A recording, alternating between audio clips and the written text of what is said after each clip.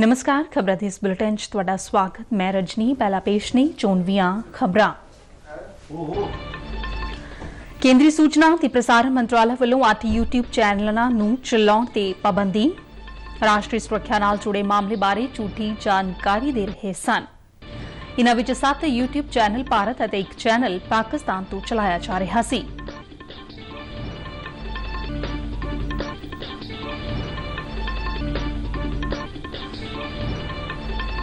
सूचना ते प्रसारण मंत्री अनुराग सिंह ठाकुर दी देशवासियों नूं राष्ट्रीय पाठक्रम ढांचे लई नागरिक सर्वेखण विच हिस्सा लैण दी अपील।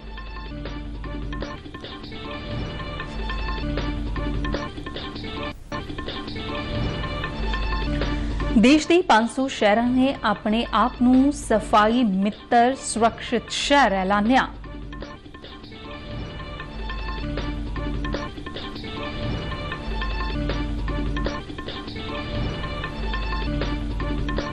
रेल मंत्रालय अनुसार रेल गड्डियां विच 5 साल तक दे बच्चों लई टिकट की जरूरत नहीं।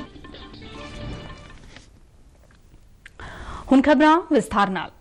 केंद्रीय सूचना ते प्रसारण मंत्रालय ने 8 यूट्यूब चैनलों को ब्लॉक कर दिता है। मंत्रालय ने कहा कि ये चैनल राष्ट्रीय सुरक्षा नाल जुड़े मामले विच झूठी ते गलत सूचना दे रहे सन। इन्हां विचों 8 यूट्यूब चैनल भारत अते 1 चैनल पाकिस्तान तो चलाया जा रहा सी।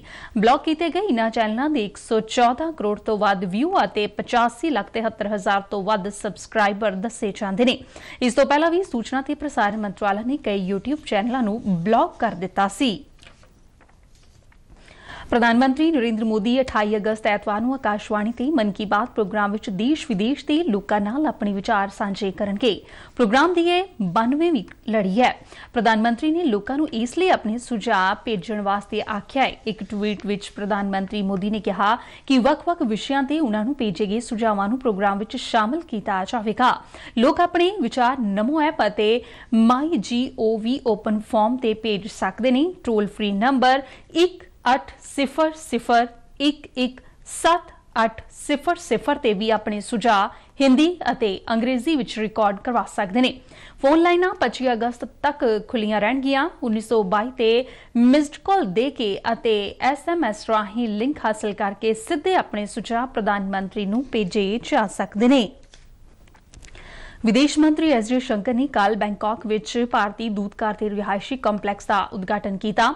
विदेश मंत्री भारत थाईलैंड संयुक्त कमिशन की मीटिंग विच हिस्सा लैण लई थाईलैंड विच ने, जिथे उन्होंने थाईलैंड के उप प्रधानमंत्री अते विदेश मंत्री डान प्रमुदविनई नाल सांझे तौर ते इस रिहायशी कंपलैक्स का उद्घाटन किया।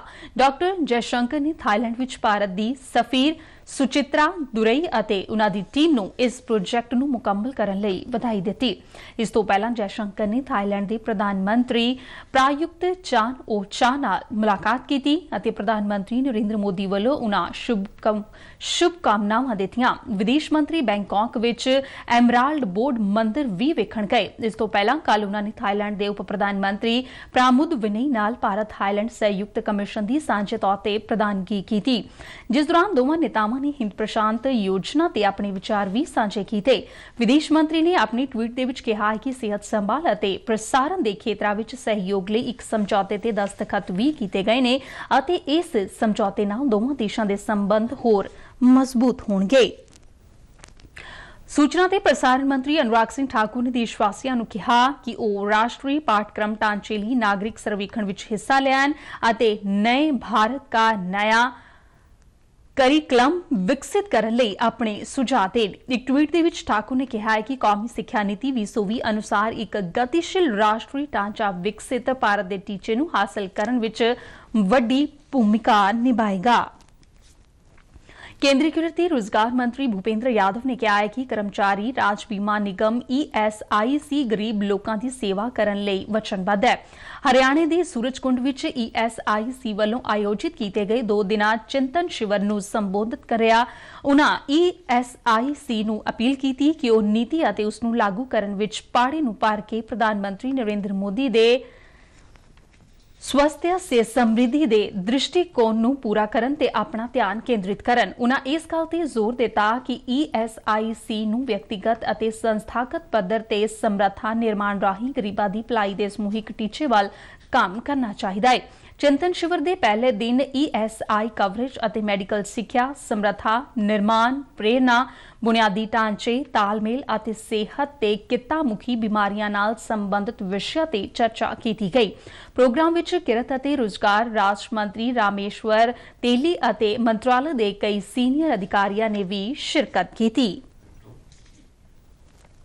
केंद्र ने कहा कि देश के 500 शहरों ने अपने आप को सफाई मित्र सुरक्षित शहर ऐलानिया है।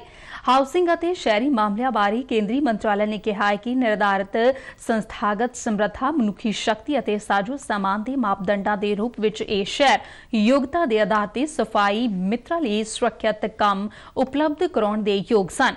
मंत्रालय ने कहा कि शहरी भारत ने सारे सफाई कर्मचारियों ਜਾਂ सफाई मित्रों की सुरक्षा और मान सम्मान को यकीनी बनाने लिए अपनी वचनबद्धता दोहराई है। 500 शहरों वालों अपनी पद्धर ते कीते गए सफाई मित्र सुरक्षित शहर, स्वच्छ भारत मिशन, शहरी दे टिकाऊ स्वच्छता अभ्यासां नूं उत्साहित करन अते हरेक मैन हॉल नूं मशीन हॉल विच बदलण लई एक उत्प्रेरक वजों काम करन दे लंबे समय दे टीचे नाल मेल खांदी है।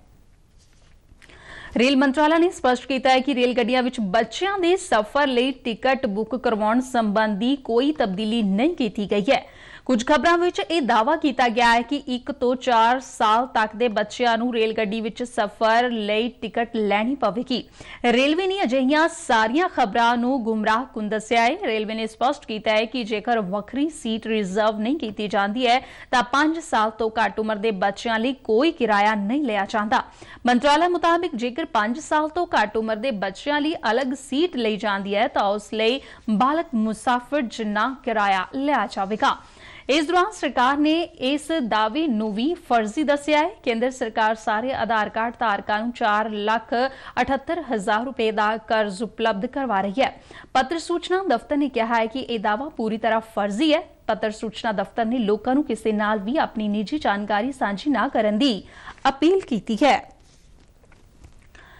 भगवान श्री कृष्ण जी की पावन जन्म उत्सव श्री कृष्ण जन्माष्टमी नूं लैके देश विदेश के मंदिरों में तैयारियां मुकम्मल हो गई ने। कुछ मंदिरों में जन्माष्टमी का पवित्र त्योहार अज और कई विच भलके मनाया जाना है।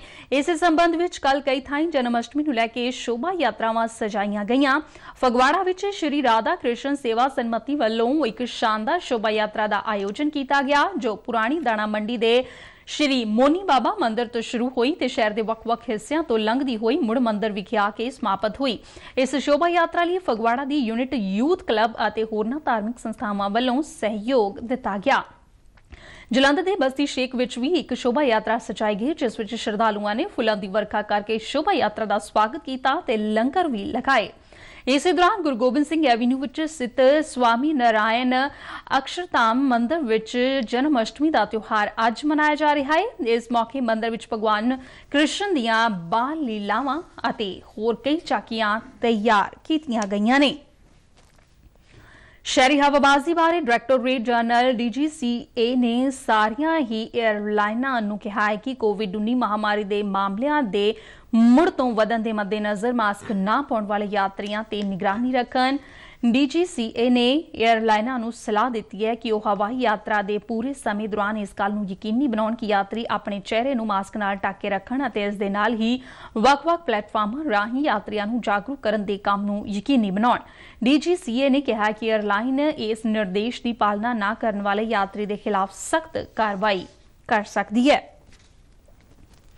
खबरों के बुलेटिन साडे दर्शक RNU DDK जलंधर के YouTube चैनल, फेसबुक पेज ते ट्विटर हैंडल ते भी देख सकते हैं। बुलेटिन के अखीर विच चोनवियां खबरां एक बार फिर तो।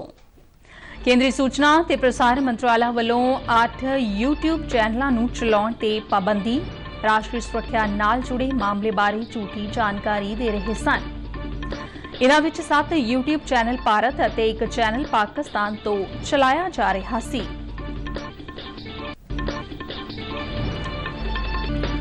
सूचना ते प्रसारण मंत्री अनुराग सिंह ठाकुर की देशवासियों नूं राष्ट्रीय पाठक्रम ढांचे लई नागरिक सर्वेखण विच हिस्सा लैण दी अपील।